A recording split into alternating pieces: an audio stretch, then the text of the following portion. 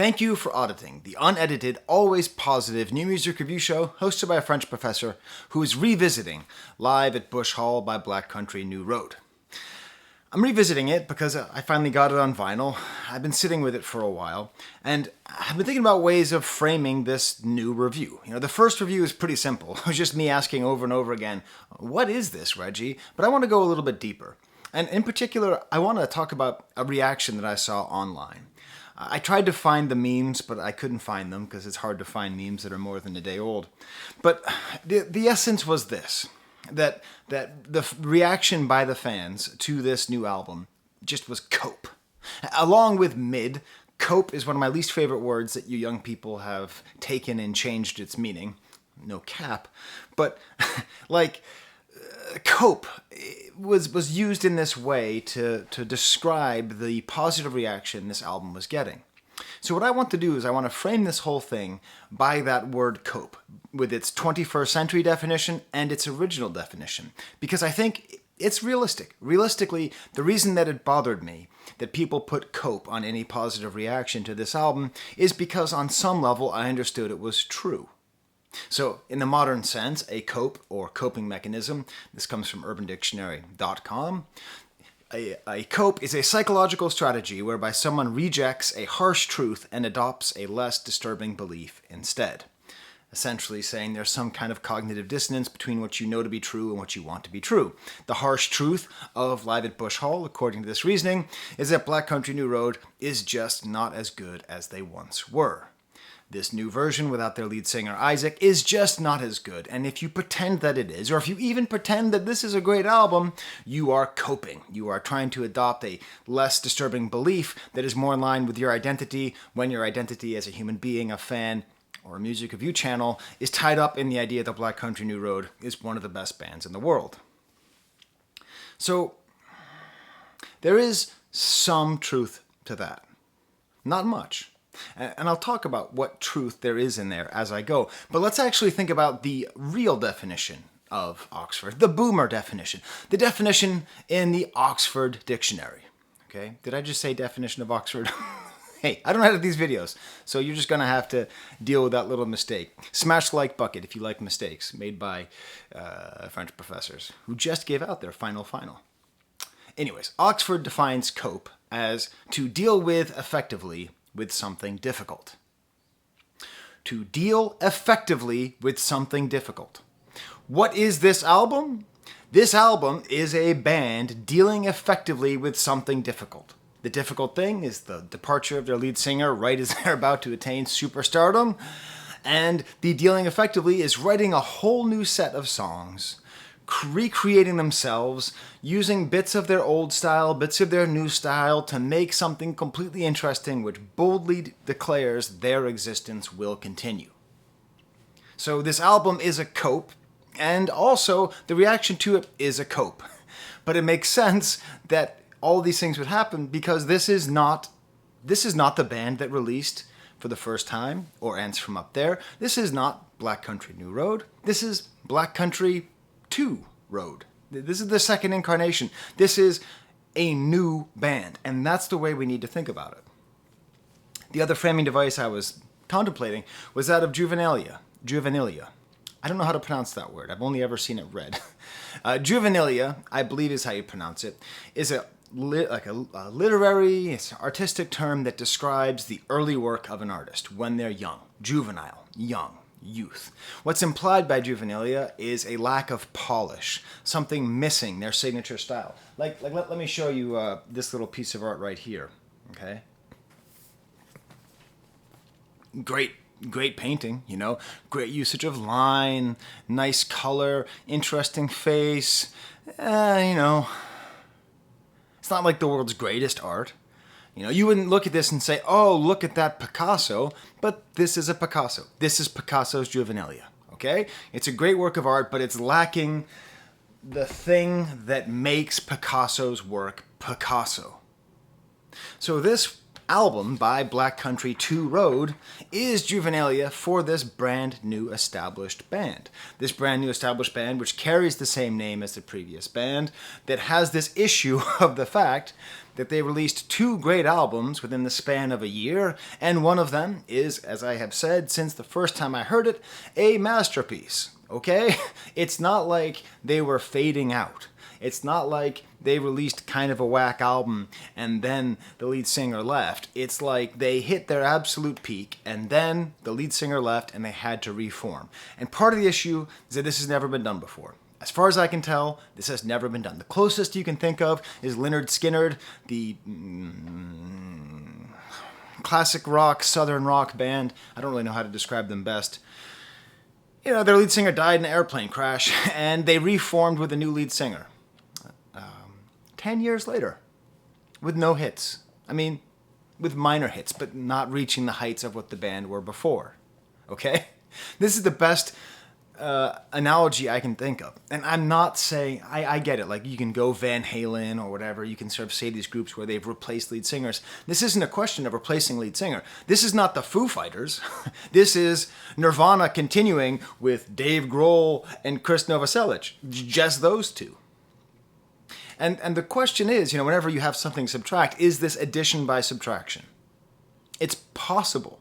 This band is too new to tell.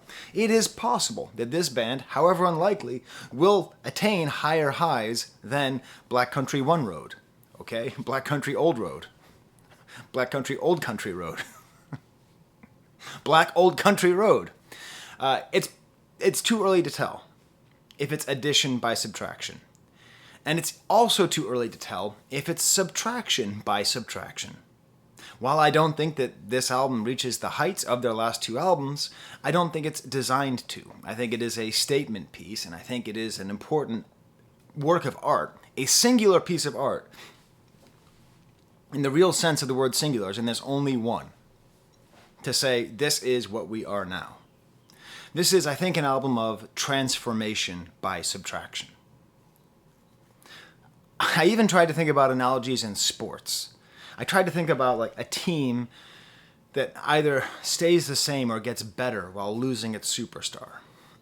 Thanks to the World Cup, I've become interested in what the rest of the world calls football. Thanks to my video with Black Country New Road, I'm going to be rooting for AC Milan in this Champions League now. So there you go. But I remember when Portugal was playing in the World Cup and everyone wanted to see Messi versus Ronaldo. But Ronaldo was terrible. Ronaldo was taking the whole Portuguese team down. He was the star. He sold the most jackets. He sold the most t-shirts. He sold the most Ferraris. He sold the most hair products. He sold the most everything. He was the name. He was the center. But he was like not the best player on the team, and the team played better when he was on the bench, and the coach was able to teach, instead of a superstar and a bunch of other people, was able to teach the team. So maybe, maybe we're having a sort of Bruno Fernandes-led Portugal team here, as opposed to the superstar. I don't know how that... You tell me in the comments if you can think of a better sports metaphor, or not. I mean, who wants sports metaphors in their music? Reviews. Please continue to smash my like bucket. I've been put down in the algorithm because I guess I quoted a song that had KI double hockey sticks in the name, and you're not allowed to say that word. YouTube copyright goblins are now word goblins, and they comb through your videos and they find out the words that you've said. I said KI double hockey sticks because of Labyrinth, and my whole channel got tanked. So please subscribe and share this around. You may be noticing, this is my second video on Live at Bush Hall, and I said I would do a second video when I did that first video. And in that first video, I actually said they are going to release the vinyl and put it on streaming on March 26th. That's what I said. I said those words out loud. I just looked at the release date, possibilities, and I made a guess. This is not because I am Instagram following friends with some members of the band. It's not because, we go back and forth. We don't chill. We don't chill over pints, Just, I think some mutual respect there. So I didn't have any inside line. I guessed the release date. And I didn't release a video about it. I mean, that was a layup. That's easy. That's easy views for me. But I didn't because, okay, I've had a hard time with this whole release. First of all, it's hard because of that feeling, that coping feeling, that feeling like, do I like this or do I want to like it? You know? I had the same problem with episode 1, Star Wars Phantom Menace, which I now think is the 4th best Star Wars movie, and a great movie, but at the time, I wanted it to be so good that I couldn't figure out if I actually thought it was good or not. And I got all mixed up, and I got all these thoughts going on in my head, you know? But also, it's just that live video was painful because it was all this FOMO, you know? Like, I didn't get to see them in concert. I missed the tours. I went to go see My Chemical Romance instead because it's more important to be a good father than a good music reviewer on YouTube. And I the whole time, like, I wanted to be there. I wanted to see it. A really strong sense of fear of missing out. And then the streaming release comes out. I was pissed. I don't know why. I listened to it on Tidal, and I downloaded it, and it made me angry. Anger. That's the reaction that I had, and there's not going to be an answer to why. So you can just sit there and go, why was Professor Skye angry when he heard it? I don't know. I think maybe I wanted it to sound more different from the live version. I think maybe I had in my head there was going to be maybe overdubs, or they were going to edit it differently, or they were going to mix it differently. It sounded to me too much like a rip off of the YouTube video, which I made myself, right? I made a rip off the YouTube video so I could listen to it and review it. I don't know why. Or maybe I was mad because Isaac left the band. Maybe I was mad because of the cope. Maybe I'm still mad that I've never seen him in concert and I really want to. I don't know, but I made a decision. I'll just wait till Ninja Tune, their label, sends me the album. When they send me the album, I'll be able to listen to it in the way that I prefer, which is sitting over... Sorry, that's Toby. Sitting over on that couch, right there, right in the center. You see that? You see how it's all kind of like, that's where I was sitting. That's my hi-fi. Those are my speakers. And I just listened to it with Toby, who was next to me, cuddling, with my baby, my 8-month-old baby. Had her sitting on my lap. She was dancing. I was dancing. I got to really experience it as an album, as a piece of art, not as a video, not as a rip, but as something that can take its place on my shelf next to their other albums, right? With that, I finally came to terms with what this is. You know, what is this, Reggie, was my question over and over again. I've been doing nothing ever since this arrived on Friday but listening to this album at extremely high volumes in my house whenever my baby is awake, and just trying to figure it out. You know, is this music? Is this a musical? Is this a message? Is this group therapy? Obviously, it's great music. I'll talk more about its musical value as we go along here. I'd say the highs are high. The highs are high, but they're not as high as Ants From Up There, which is barely an insult because Ants From Up There is such an amazing album. And the lows are like middle. I'm not going to say mid because I hate that term, but like the lows, it's got a very high ceiling and a very low floor, to use more sports terminology. Hi Toby, you coming to join me? So with that in mind, you know, that's great.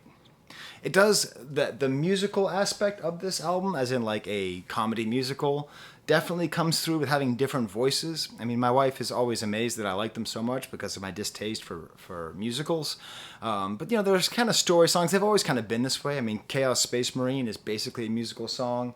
But, you know, definitely when you get the liner notes and you have these nice pictures, but then at the end they have the reminder of all the lore behind this with all the little flyers, which, by the way, you should buy this just to read these little descriptions. They're quite funny. I'm not going to read them to you now because you should support the band. You should buy music. Part of the reason this channel. So it's kind of musically, but fortunately listening to it just as an album was better than that. You know, it didn't get bogged down in that. Is it just a message? It could be just that. I either made the mistake or did the smart thing of watching Fantano's review of this album on my way home from work today, from giving that final exam. And I don't know how the hell that guy is so damn concise. I think he referred to the opening song as like rowdy but refined. I'm like, son of a bitch, that's a great way to describe it. That would take me 5 minutes, but if you're watching this, you like the 5-minute description of rowdy but refined. But he really emphasized the thing, which is very clear to anyone listening, that this is kind of a statement. This is kind of a message. Like, I'm a survivor. When one of the members left Destiny's Child, they had a whole song called I'm a Survivor. I forget how the song goes, but this is that message, like they are survivors. And then finally there's the group therapy. This album is an album about friendship. It's about making it through fame and maintaining friendships. As I said before, this is a band that does not want a center. It doesn't want a star. Isaac ended up being a sacrificial goat for the rest of the band. Like, remember the goat in Jurassic Park? He was the famous one, the center, the guy who sang, and they put him right in the middle, and he got eaten up by that Tyrannosaurus of fame and adulation and whatever it is that goes along with being a front man or front woman. But fame didn't get everybody. Fame didn't even get him in the end because he left the band in time to hopefully, reconstruct his life. So it's really about this friendship, and it's a strong, wonderful, consistent message about the value of friendship. Which is great because, their fans have kind of a reputation as being kind of edgy and sort of possessive and all that stuff. So why not just give them the message of this friendship? So what is it, Reggie? What is this album? I'm going to be ridiculously simple and say this is a live album. But it takes its place with very rare live albums as being a great live album. The one it reminds me the most of is an album which I don't have. Someone stole my CD, must have been in college. Jane's Addiction, first album, was a live album. It's the best thing they ever released. The rawness of the band, the sound, the way they were able to perform, that self-titled live album, that's them at their best. It reminds me of that. It kind of reminds me of Live at Leeds by The Who in that same way. Like if I had only one Who album to listen to for the rest of my life, I might pick this because it's so good. I will say that the vinyl's a little bit like wobbly, and I bought this at the Record Archive. It's also kind of wobbly. So, anyways, maybe it's just a live album thing. It's just a great live album. The rawness and the virtuosity of the band. That's what they're able to do. They're able to make raw music while being virtuosos. They're able to be goofy and serious. You can talk about layering all you want. And layering is one of the most important things in modern production and modern music. But go to hell if you think you can do that live, okay? Like, there's so many kids and adults and sitting at their computers and layering in sounds and songs and picking out little chunks and editing things together and making everything sound great. You think that's easy to do? No, yeah, it is. It's not that hard when you're doing it on a computer, but when you're doing it live, the amount of dynamism that they're able to put forth, stop thinking about whether or not this is cope, because let me tell you, the things that are really great are just... Live at Leeds is a great example. Great album. There's more overdubs than anything on this thing. Get Your Yayas Out by the Rolling Stones, another great album. There's overdubs all over the place. This just shows, because they're friends, because they work together, because you get the sense they love working together, they love being friends and making music together, that it all comes so effortless to them. It's a cope, but to use another word that you young people like, it's also a flex. It's a flex. Like there are just times where like half the instruments will cut out and then they'll all come back in, and I get it. I'm used to listening for the first time. I'm used to listening to Ants from Up There. I'm used to it. But there's no Sergio back there. There's no cutting and pasting. This is just them performing, and has such great dynamism, dynamics, loud, quiet, layers, band, choices. They make choices live which are just astounding, and it's as though it's one person who's doing 6 things at once, as opposed to 6 people doing 6 different things. It's also worth mentioning that they're half women and half men, so I was going to call this review Super Friends before I came up with the cope idea, and I was going to use the Friends logo. I'm sure that all the nerdy Black Country New Road fans, no offense, I'm one of you too, turns out. I like to pretend like I'm not, but I am, because I make memes about the band. So, hey, Kettle, you're super Black Country. Has anyone tried to figure out which of the Friends members they would be?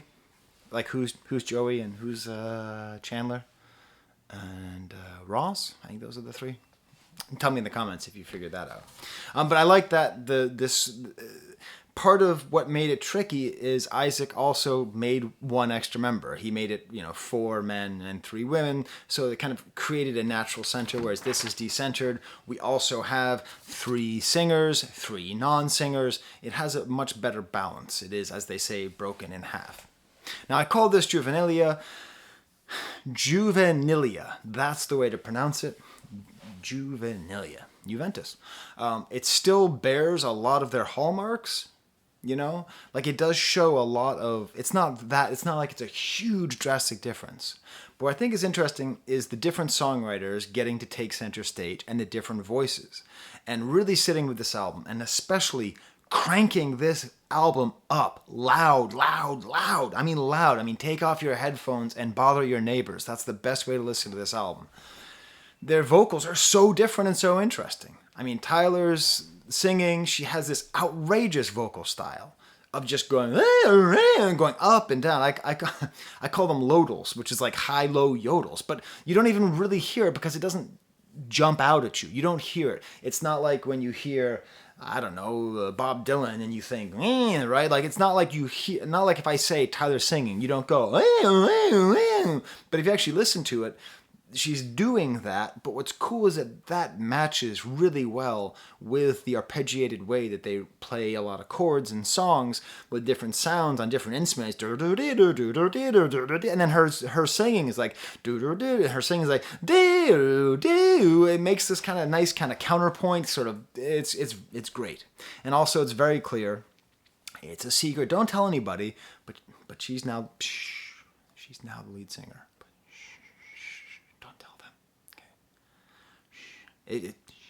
Don't tell them, but it's pretty clear. That might change, but she's very clearly comfortable being the lead singer. Maybe it's because she's in another great band. I mean, they're all in different bands, but maybe she's in another band that's well known. I don't know what it is, but she has that experience that makes her sort of seem the most clear in the quasi-leader role.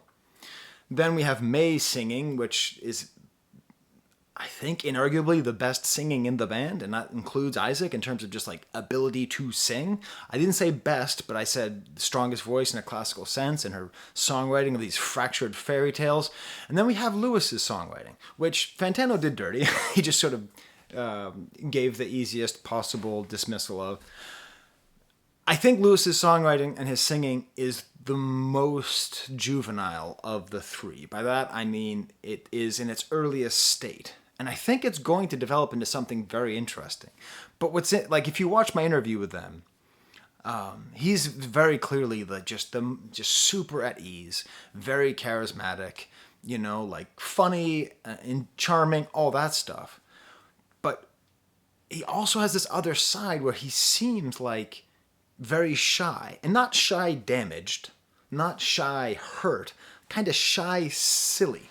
So the word that came to my mind was just manic pixie dream boy. Like he has that sort of, there's something unbelievably cute about his singing and about his presence, which is at odds with the way he presents himself. I don't really know how to describe it, but there's an amazing future, I think, in those combinations, in that combination that he has. Because I think, Isaac being the lead singer, he was very shy as well, but he had that sort of Jim Morrison, Jimi Hendrix sort of like, yeah, I can be out there, but also I'd just like to be alone in my room kind of feeling. That's not quite the sense that you get. So I think as Lewis develops, he could end up being like a very interesting force in music. And I think this is the future. I think you have Tyler, who's the anchor, because you sort of need someone to be the anchor. You have May, who's the fabulist, and Lewis, the lovable goof. And then the rest of the band supporting and helping to create all these wonderful textures. I constantly, and frankly, annoyingly even to myself, compare this band to Led Zeppelin. I'm not going to do that anymore. I think it's more interesting to think about them in terms of the Beatles. And I think now Tyler is John and Paul together. If Isaac comes back, I think he would slip right into that John role. perfectly. I think this leaves May as the George, this like super talented, not quite as equally represented, and I think that leaves Lewis with the Ringo. Ringo, the most underrated, the most overlooked singer and songwriter in the band, who initially when you hear you might get turned off to, but then you realize Octopus's Garden is the best song on Abbey Road. I made a video about it. Check it out if you're angry. So we talk about the album? 25 minutes in? Should I actually talk about the album? It's my trademark. We're gonna start with a. How does he do it? He stands over here. We're gonna start with a rough and refined. The rough and refined up song. He also doesn't drink coffee on screen. I do that as a way to build space for you to think about the things I'm saying. Because, like, I just words and words and words and words. So, click above the banana, above the album, above the banana to hear the stamp. The example song from the album. I think Up Song is both a thesis statement and the clearest enunciation of that thesis statement of what Live at Bush Hall is called.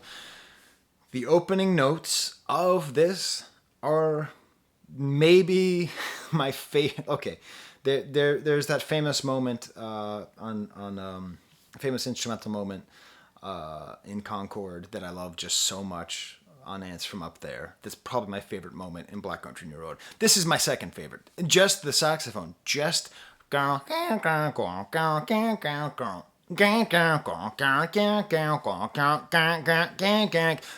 there's an unpredictability to this lead saxophone. One thing that Lewis really deserves credit for is saxophone always sucks. It always sucks in rock and roll. When do you ever want to hear a saxophone?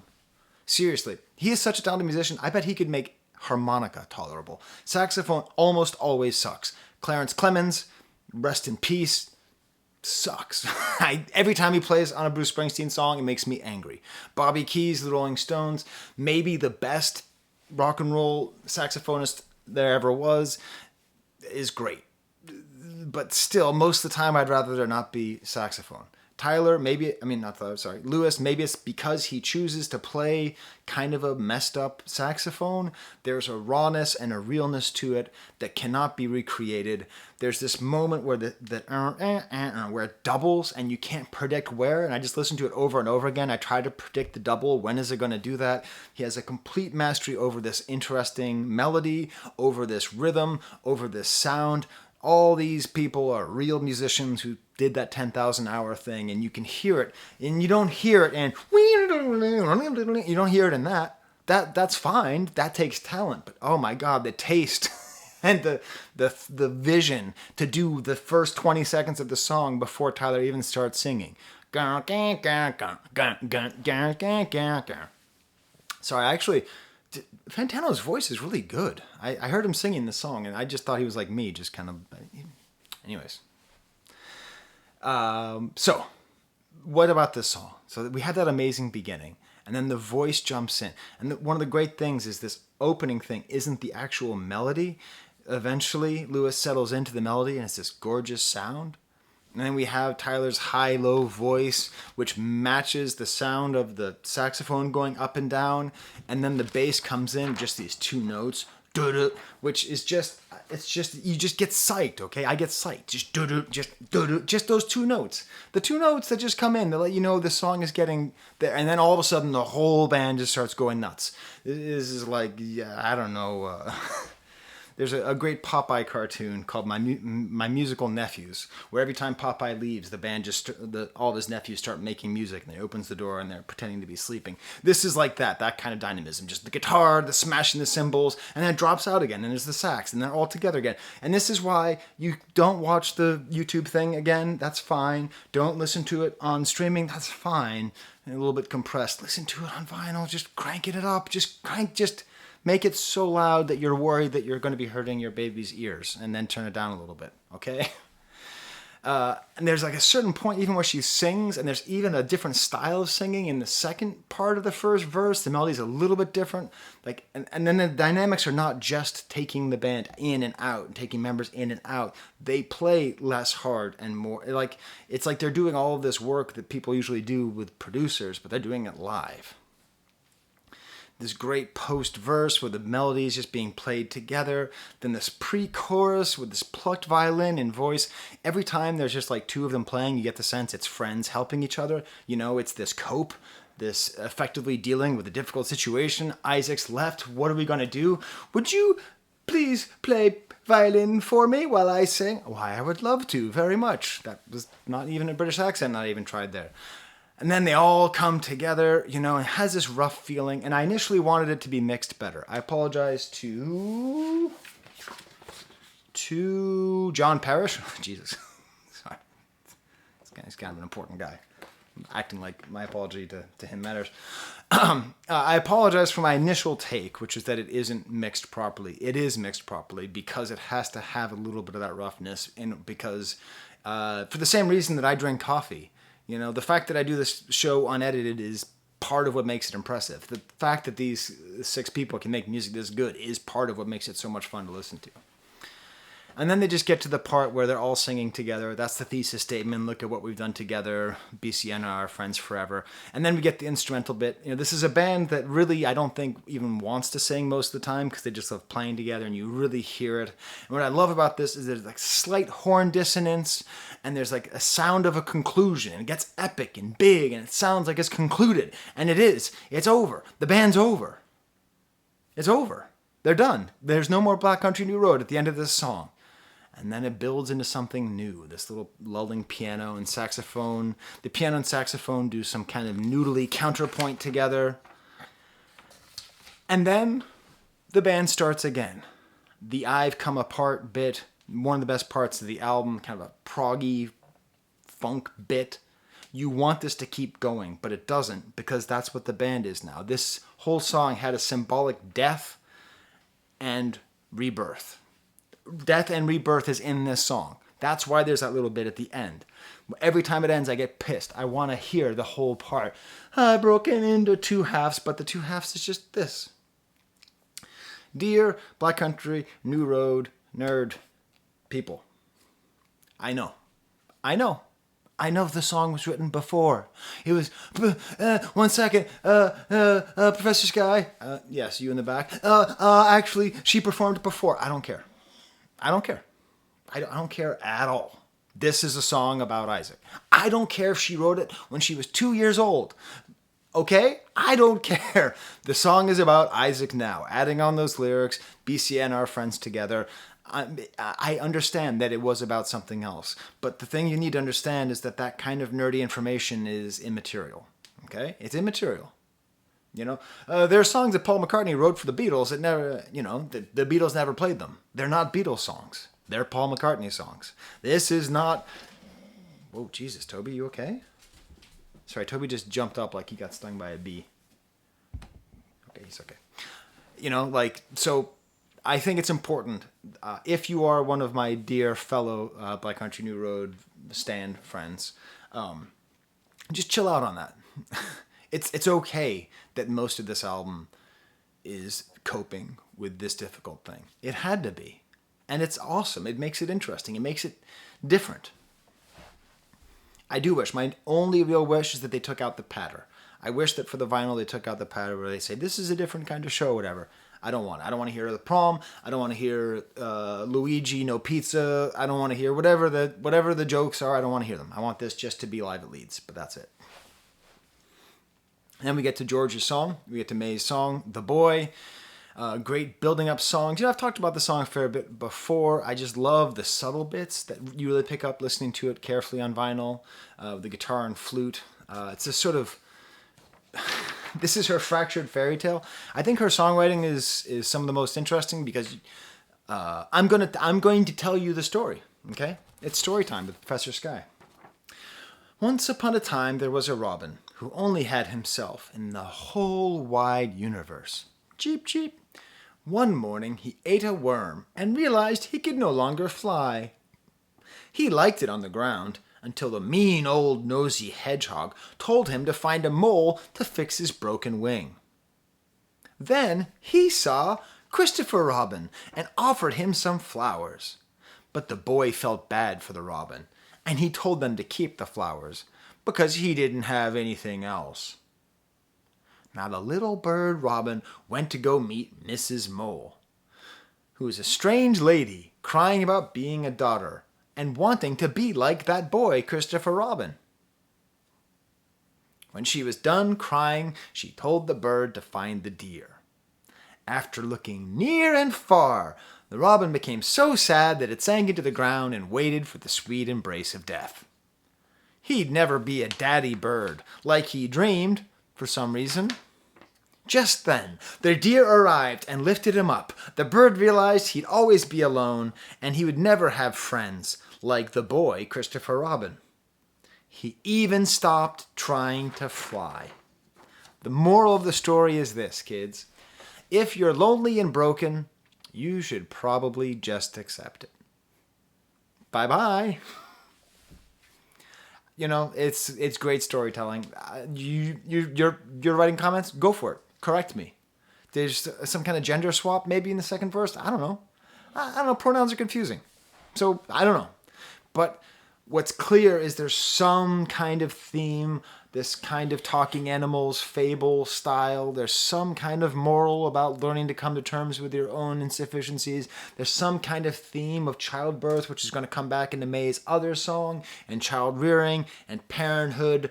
I don't know what it all means. This is not a mathematical equation. This is not 2 + 2 = 4. It is 2 plus elephant tusk equals red. All right? You got that? 2 plus elephant tusk equals red. Solve for bacon. The next song is called I Won't Always Love You. And I cannot get the performance out of my head. This is the thing. Remember how I whispered to you that Tyler is secretly the new leader of the band? Don't just, number one, don't tell her. Number two, don't tell the other 5, okay? But not only is she the most represented here, but when you see her perform, she has that lead singer energy. Ugh. Gross. Oh my God, do I regret saying that?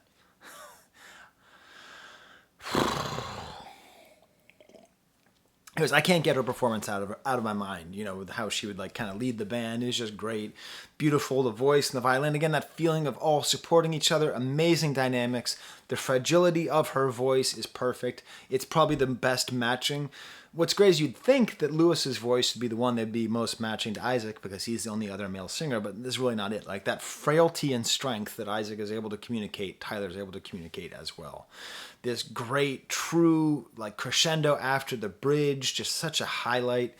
So like I told you, like I listened to this with my daughter, and my daughter is 8 months old, and she dances when she's on her arms and legs, kind of like bobbing up and down. And so she was doing that. But then I sat her down over here, and she actually, when she really loves something, she doesn't move that much. She just takes one hand and goes like this.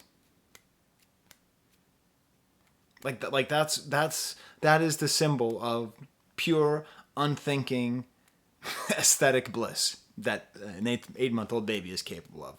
And the I Won't Always Love You bit, my little baby Black Country Do Road fan, is sitting there doing that. Across the Pond Friend is the first Lewis song. There's like these violin notes that go along with the voice, and this really has that feeling of supporting each other, of like being there for each other. I mean, I think this is a great example of a song that probably wouldn't make it onto an album cut. You know, like the idea itself is a little too on the nose. It's a little bit goofy. This may be the most musical sounding, but it's also just the sweetest. This is what I'm talking about. Like it's this great inversion where the female singers kind of have all the bravado, and the male singer has the sort of more. It's thinking of Velvet Underground. It's like this actually works pretty well. Isaac was Nico, and Lewis is Mo Tucker. Okay, and if you close the door, a night could last forever. That kind of energy, that kind of just charming energy. That's what's here. And he says, I was doing it like May. It's the funniest line because it's not I was doing it my way. It's I was doing it like May. It's somebody who is such a fan of his own bandmate that he is proud of sounding like her. How do you not root for this guy? And this, you know, it's interesting because it's about this friendship, and I wonder if it's not, maybe not in conversation with the other song, which is more directly about losing Isaac. You know, maybe he's relying on this new friend who's in America, because this new friend maybe helps to replace some of the loss that he had of losing his friend who was in the band, especially when you understand that the band went to America right after he left the band. What am I doing? Why am I trying to like treat this like it's some kind of equation? I don't know, but I get the sense.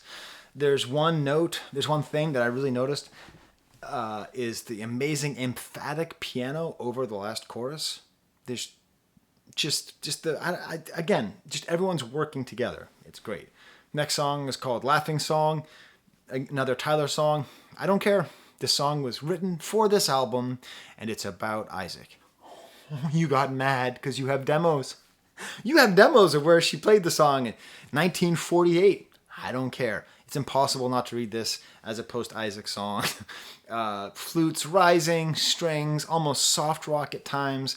I remember when I used to laugh truthfully without wearing my mask. I wasn't ready to live like that.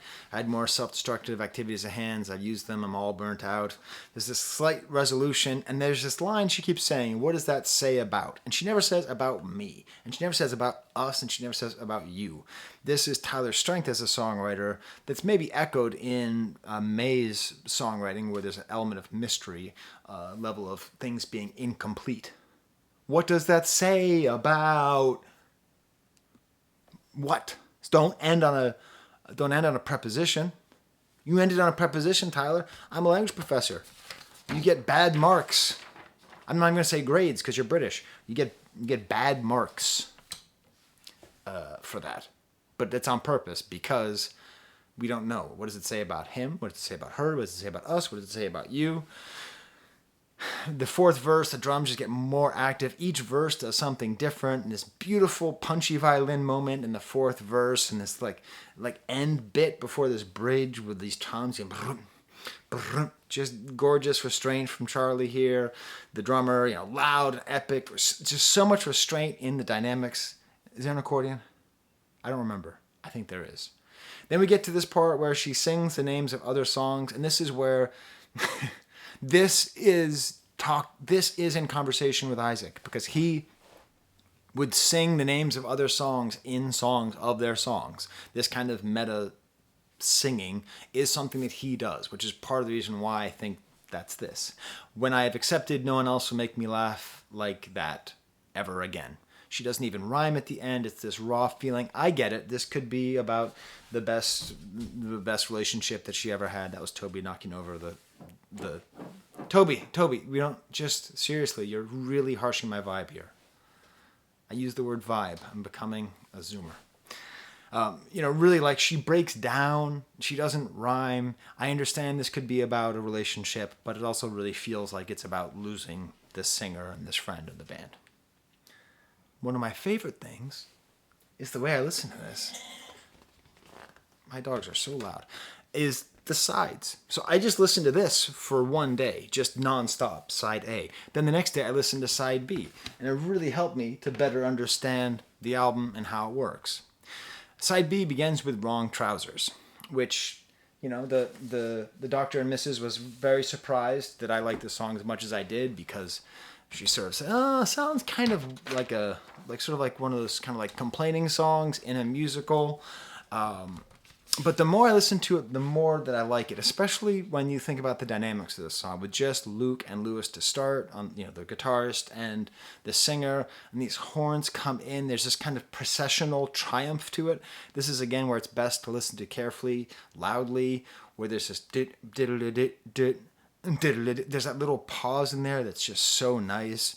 And it's just going over and over again with this idea that we've made something to be proud of. Just over and over again, we've made something to be proud of, which I think is very clearly a reference to making the music that they made together and the sense of loss. It wasn't fair, but I needed to, and you grew away from us. I knew nothing of your feelings as such, but we made something to be proud of.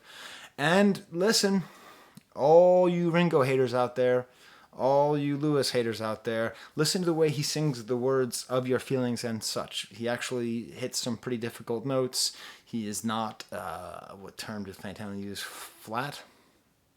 it's very just strong singing. And then Tyler joins, and there's this great, together there, and this cool funky bass play at the end with some octaves there. I figured out the lyrics. I spent a long time figuring this out. It's called Wrong Trousers. If you don't know, Wrong Trousers is a short film, 30 minutes long, by Aardman Animation, directed by Nick Park, featuring the characters Wallace and Gromit. If you're not British, you might not know them. Look up Daily Motion, not YouTube, because the copyright goblins are good there. There's no copyright goblins in Daily Motion. The copyright goblins at Daily Motion are like drunk and passed out. It's like, hey, should we check that out? I'm good, man. Okay, those are the Daily Motion copyright goblins. So you can go and watch it. And I'm going to describe the short film and explain why does Lewis use this image. Okay, so Wallace and Gromit. Wallace is a man, Gromit is a dog. Wallace talks, Gromit doesn't. Gromit is a lot like Brain from Inspector Gadget. Frankly, I think there's a lawsuit there that shouldn't be happening, but that's neither here nor there. And in this story, they're both kind of scientifically minded. Wallace invents a way to wake up and have pants put on him automatically, and then he buys techno trousers for Gromit so that he can walk himself with robot help. And that's kind of this weird sort of anti-technology, the idea that we're losing human connection by allowing robots to do what we want to do. Very prescient stuff, right? This is from the 90s, or maybe even 80s, super old, And then everything costs so much money, they have to get someone to let their apartment. To let means to rent. Or if you're an American and you go to England for the first time like I did, I was like, wow, there are a lot of toilets here. I thought it was just toilet with the I, just like the letter fell off. So to let means to rent. They rent out to this penguin, and eventually Gromit gets jealous and ends up getting kicked out of the house, and he takes the techno trousers and tunes them and then forces Wallace into them while he's sleeping to steal a diamond, and the penguin is evil and they eventually stop him. But there's a moment here, and this is the moment that I decided to make this meme. If you're on my Instagram, you've seen this. And this is what I think the song is about, right? So here we have Isaac, who is the hapless Wallace in this story, the friend of Gromit, who is Lewis, who is in these wrong trousers. These are the wrong trousers of fame. These are these automatic techno trousers, these techno pants, okay? And he didn't really want to get into them, but he sort of got into them. And who's driving them but sadness, okay? Sadness, the feeling of overwhelmed, excess of emotions. And he's kind of helpless in here because this is what's driving. And Lewis, he's Gromit, and he's powerless. He can't help. He wants to help, but he can't help. He's on the ground. Meanwhile, the penguin of sadness is driving Isaac in the fame pants. He's stuck in the pants. He needs to get out. These are the wrong trousers. Whatever is it, help. That's the situation he's in. This song is Lewis describing the feeling of his best friend being stuck and not knowing how to help him. I've had quite enough of this, says Wallace, and that's where they are. They were the wrong trousers. But the most important thing is, in the lyrics, he says, we made the wrong trousers together, which means that this is as if Wallace and Gromit made the movie themselves, which is what Ants from Up There is. Ants from Up There is partly a meditation on why Isaac had to leave the band.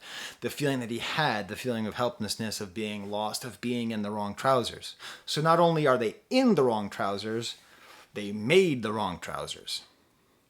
And obviously the implication of sort of friendship of Wallace and Gromit, and that sort of sadness and the inability to reach each other and lack of communication, maybe a little bit of British stiff upper lippery getting in the way there, maybe a little bit of toxic masculinity, meaning that even very hip, cool guys with 21st century mustaches who are open to all sorts of things might still have difficulty sharing their emotions. All these things are in there. This is an amazing story that's being put to music here. Next song is called Turbines / Pigs. This is May's second fractured fairy tale. A little piano waltz. Her lyricism is at its least direct. Just piano and singing for like the beginning here. Up until we get to this, don't waste your pearls on me, I'm only a pig. In the second chorus, got the flute and epic growth. Just this, the instrumental outro was the absolute highlight of the album. My daughter was just both hands on this one. These arpeggiated descending notes and the violin and the piano and the drums are rolling the cymbals. All this power going on here. The guitar's coming alive. Nutso saxophone going absolutely wild. I'm going to tell you the truth. I've been having a really rough time. My dad died in February, and it's May, so I should be over it. I shouldn't be feeling sad. I'm sad all the time. I'm sad all the time. I don't even know I'm sad. My whole life is very, very, very difficult. I have entire days where I don't have a good moment in the entire day. And this moment yesterday, even though I did all these great things with my daughter and went to this fundraiser and it was great and I made pancakes. I went through the motions of all the good things in my life and I live a great life. I'm not a sad person because I live a bad life. I'm just a sad person because I'm sad about my dad dying. And so even though I had all these moments that should have been good, they weren't. But here I was and my daughter was doing this and I was sitting over on that couch right over there, and this is just what music can do. I was bathed in this collective moment of transcendent musical beauty, which there's no coping going on here. These highs are as high as anything they've done. When you listen to it too, on a nice hi-fi, the notes on the guitar just really come through very clearly, and Charlie going just absolute ham on the drums. It's such a great highlight. It's just beautiful. It's story time again. Once upon a time, a pig turned into a witch and started to fly until she was spotted by a man. Despite the risk, they have intercourse, and the pig takes a Plan B pill to terminate the possible pregnancy. The pig flew away, high, even above the wind turbines, which go and kill birds, maybe even maiming them. As she flew away, she thought how she didn't deserve the love of this man. The couple slept in a bed of maggots and worms. Can you say maggots? And the nice piggy offered to start a garden for the man. She went flying away again, but her tummy-wummy burst open and blood dripped down on the ground. As the man cried, the blood mixed with his tears in the garden, and she died. But the man taught himself to fly away and flew away above the pig. The moral of the story, kids, is you don't have to be defined or doomed by your bad relationships. Take the good and leave the bad. Penultimate track is Dancers. This great Tyler style cracked voice comes back. That lodal, some great Purple Haze style drum beat from Charlie here that's just great. A little more spoken, a little more that kind of Lou Reed style. Weird heavy metal interlude, just repeating this line over and over again. Dancers stand very still on the stage. That's the question. If dancers stand still on the stage, are they still dancers? And if a band is performing and they don't have their lead singer, are they still the band? What is an artist? What makes a musician a musician? What makes a dancer a dancer? Is someone who's playing the song, the silence for 3 minutes, 22 seconds, whatever it is, are they still making music? What is an artist? What is a dancer? You recognize all the faces, but once you think past that, all the elements, they're just gone. What is an artist? Is a dancer who is not dancing a dancer? I love the outro. Again, it's this trick where it's it sounds like it's going into a new song, and it does. It leads into the up song, and part of the reason why I love listening to this on vinyl is that you don't know when it ends. When you listen to stuff on streaming, there's that little hiccup, that goddamn hiccup. And when you listen to live music and things fade into each other, if you're listening to, I don't know, a Grateful Dead concert, right? It's May 8th today. Important day in Grateful Dead history.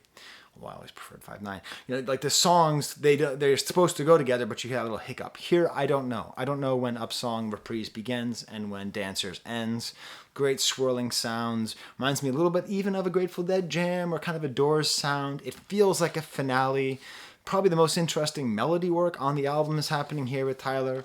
Going back to this question of look at what we did together. Don't know how you did it, how you've come to half the woman you were before, or twice the person you dreamed you could be. That's this question. Can they be twice of what they are, or are they just half what they are without him? Ends with the words, thank you very much. And I am also going to end with the words, thank you very much. So I'm very happy about this album. I think you should get it. I think you should enjoy it. These are my Patreons. They give me the money to buy that album. I don't get comped. I have to buy music, which is cool because I get to support artists. Some Patreons wanted a special shout out. I give that as a choice to all my Patreons. T. Verga, Paolo Macia, Andrew Thompson, Philip Walsh. There's probably some more, but they were too late because I recorded this pretty quickly. Jamie tacoed this buddy. So, yeah. What did you think of this album? Are you coping? Was that all a big cope? There's the camera.